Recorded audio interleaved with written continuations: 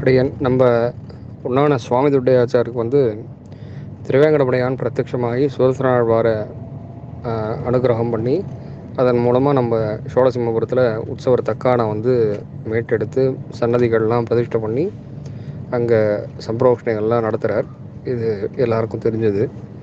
அப்போது சுவாமிக்காக வந்து தாசிய நாமத்தை வந்து திருவேங்கடமுடையானே சாதித்ததாக ஐதீகம்.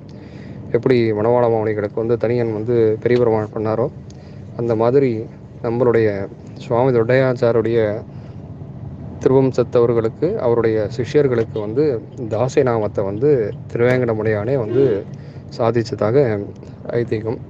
அதனால் நமக்கு அதுவும் உம்முடைய பேரை கொண்டே தாசிய நாமம் வந்து திருமாளி சிஷ்யர்களுக்கு வந்து வரணும் அப்படின்னு சொல்லிட்டு ஸ்ரீனிவாச தாசர்கள் அப்படின்னு நம்மளுடைய திருமாளிகை சிஷ்யர்களுக்கெல்லாம் தாசிய நாமத்தை வந்து பெருமாள் வந்து கொடுக்குறார். அதனால தான் நம்ம திருமாளிகைக்கு மட்டும் வந்து அடியேன் ஸ்ரீனிவாச தாசன் அப்படின்ற தாசிய நாமம்.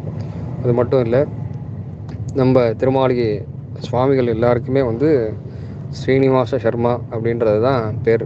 ஏன்னா வந்து சுவாமி பெருமாள் வந்து தாசிய நாமம் சாதிச்சு அவருடைய பேர்லேயே இது பண்ணணும் அப்படின்றதுனால நம்ம எல்லாருமே வந்து எல்லா பத்திரிகையாகட்டும் எதுவாக இருந்தாலும் கீழே ஸ்ரீனிவாச தாசன்னு போட்டுண்டு மற்ற இதில் வந்து ஸ்ரீனிவாச சர்மா அப்படின்ற பேர் தான் பொதுவான பேர் நம்ம திருமாளிகை சுவாமிகள் எல்லாருக்கும்.